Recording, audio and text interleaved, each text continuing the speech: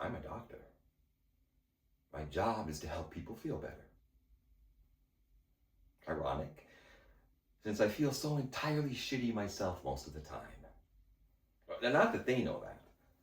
Not my sister, not my poor screwed up nephew, not my patients, my friends, or my ex-wives, or, anyone really.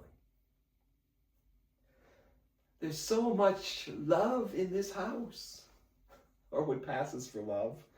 Why can't he? Why won't she? What can I do? And the like. And it means so much to them, and I get that. It meant something to me once too. I had my dreams. Some came true even. But they don't know that. They never ask. But I have my memories. Some doozies. Yeah. Remember, if you take nothing else away from this play, or whatever it is, remember this. When you see an old guy, you never know where he might have been or what he might have done, or with whom, or with whom's. You never know.